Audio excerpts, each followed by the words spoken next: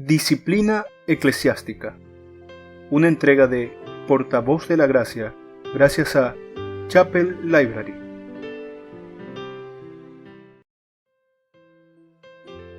Desaparición de la disciplina eclesiástica, por Albert Mohler Jr.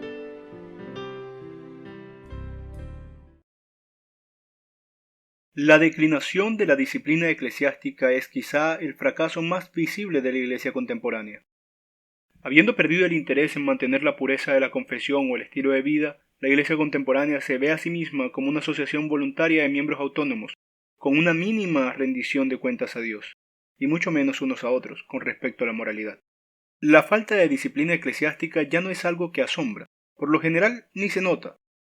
Para muchos miembros de las iglesias, la disciplina eclesiástica regulativa y restauradora ya no es una categoría con significado y ni siquiera un recuerdo.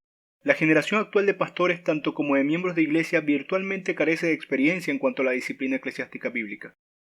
De hecho, la mayoría de los cristianos a quienes se les presenta la enseñanza bíblica acerca de la disciplina eclesiástica encaran la cuestión como una idea con la que nunca antes se habían topado. Oyéndola por primera vez, parece tan anticuada y lejana como la Inquisición española o los juicios de las brujas de Salem.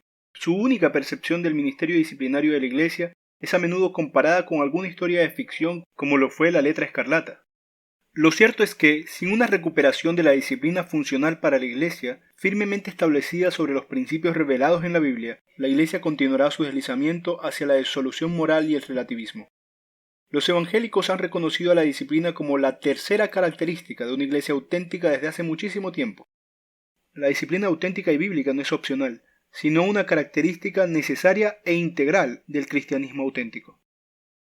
¿Cómo ocurrió esto? ¿Cómo pudieron las iglesias abandonar con tanta rapidez y de forma tan generalizada una de sus funciones y responsabilidades más esenciales? La respuesta se encuentra en el desarrollo tanto interno como externo de la iglesia. Dicho simplemente, el abandono de la disciplina en las iglesias está ligado directamente al acomodo paulatino del cristianismo a la cultura norteamericana. Conforme avanzó el siglo XX, esta contemporización se fue incrementando, haciéndose evidente cuando la Iglesia se conformó a la cultura del individualismo moral. Aunque el siglo XIX no fue una era dorada para los evangélicos norteamericanos, en ese siglo se vio la consolidación de la teología evangélica y los modelos de las iglesias. Los manuales para el orden y para la disciplina que se publicaron en ese tiempo muestran que la práctica de la disciplina era algo que se aplicaba regularmente en las iglesias. Las congregaciones protestantes ejercían la disciplina como un ministerio necesario y natural hacia los miembros de la Iglesia, y como un medio para proteger la integridad doctrinal y moral de la congregación. Como fervientes congregacionalistas, los bautistas dejaron un registro particularmente instructivo con respecto a la disciplina del siglo XIX. El historiador Gregory A. Wills comentó acertadamente: para los bautistas anteriores a la guerra civil, una iglesia sin disciplina difícilmente era considerada como una verdadera iglesia. Las iglesias tenían regularmente días de disciplina, cuando las congregaciones se reunían para solucionar problemas que afectaban a la comunión fraternal, amonestar a los miembros rebeldes, reprender a los obstinados y, si era necesario, excomulgar a los que se resistían a ser disciplinados. Al hacer esto, las congregaciones consideraban que seguían una práctica bíblica establecida por Cristo y los apóstoles para la protección y corrección de los discípulos. Ninguna esfera de la vida se consideraba fuera del ámbito de la rendición de cuentas ante la Iglesia. Los miembros debían conducir su vida y su testimonio en armonía con la Biblia y con los principios morales establecidos. Dependiendo del sistema de gobierno de la denominación, la disciplina era codificada en los estatutos de la Iglesia, en los libros de disciplina, los manuales congregacionales y las confesiones de fe.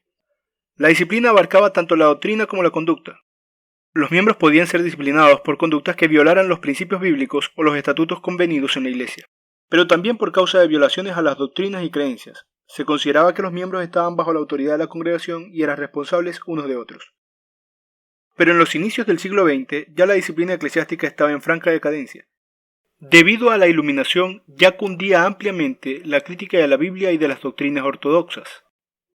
Aún las denominaciones más conservadoras empezaron a mostrar evidencia de estar descuidando la atención a la teología ortodoxa. Al mismo tiempo, la cultura en general comenzaba a adoptar una moralidad individualista autónoma. El resultado de estos desarrollos internos y externos fue el abandono de la disciplina eclesiástica y cada vez más áreas de la vida de los miembros se comenzaron a considerar fuera de la incumbencia de la congregación. Este gran cambio en la vida de las iglesias fue seguido por las tremendas transformaciones culturales en los primeros años del siglo XX, caracterizadas por el pensamiento progresista y la liberalización moral. Ya para la década de 1960, solo una minoría de las iglesias pretendía practicar el principio regulativo de la disciplina. Significativamente, la rendición de cuentas y la disciplina moral confesional generalmente fueron conjuntamente abandonadas. La categoría teológica del pecado ha sido reemplazada en muchos círculos por el concepto psicológico de la terapia. Y como lo ha argumentado Philip Crave, el triunfo de lo terapéutico es ahora parte integral de la cultura norteamericana. Los miembros de las iglesias pueden tomar malas decisiones, fallar en vivir de acuerdo con las expectativas que les exige esta cultura opresora, o bien estar actualizados inadecuadamente, o su problema es que no se han realizado, pero ya no pecan. Los individuos reclaman para sí mismos un enorme espacio de privacidad personal y autonomía moral. La congregación, redefinida ahora como una mera asociación voluntaria, no tiene derecho a invadir este espacio. Muchas congregaciones han renunciado a cualquier responsabilidad de confrontar hasta los pecados más públicos de sus miembros. Dominados por los métodos pragmáticos, por el llamado iglecrecimiento y por la ingeniería congregacional, la mayoría de las iglesias dejan los asuntos relacionados con la moralidad librados a la conciencia individual de cada miembro. La noción misma de la vergüenza ha sido descartada por una generación para la cual este término es innecesario y solo un obstáculo para lograr una pretendida realización personal total. Aún los observadores seculares han notado la falta de vergüenza en la cultura moderna. James Twitchell comenta: en la última generación hemos procurado dejar a un lado la vergüenza. Los movimientos en el campo de la psicología relativos al potencial humano y a la recuperación de la memoria dentro del campo de la psicología, el relativismo moral del cristianismo regido por el público, la liberación de los sentimientos de culpa y la aceptación de que todas las ideas son igualmente buenas en los planes de estudios universitarios, el surgimiento de conductas de desacato a la ley y la tendencia escandalosa a distorsionar hechos históricos de modo que ciertos grupos se sientan libres de culpa, y el tono de los discursos políticos que infieren «yo no tengo de qué avergonzarme, pero usted sí que lo tiene», son solo algunos de los casos en los que esto se nota.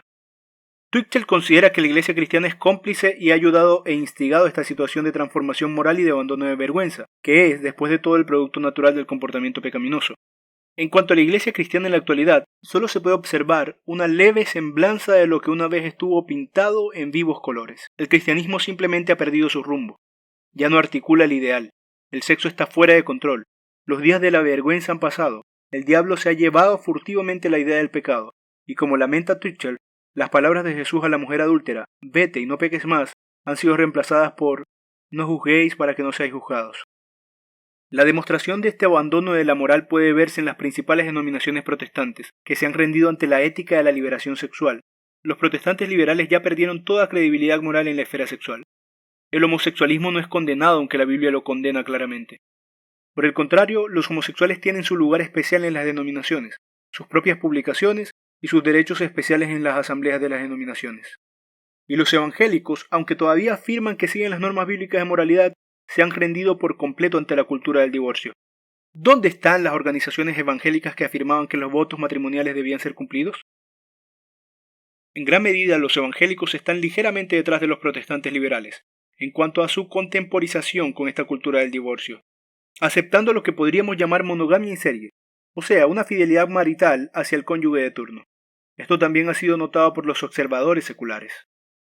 Unido a esta preocupación por no ofender a los miembros de la Iglesia, está la aparición de la cultura de derechos, la cual entiende a la sociedad meramente en términos de derechos individuales en lugar de responsabilidad moral.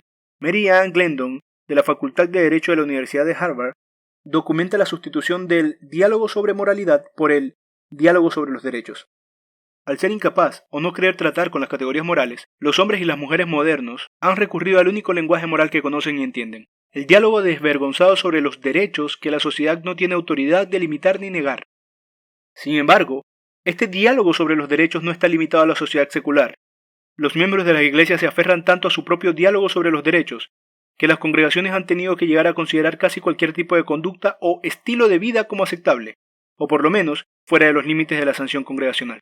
El resultado de esto es la pérdida del modelo bíblico para la Iglesia y el inminente colapso del cristianismo auténtico en esta generación.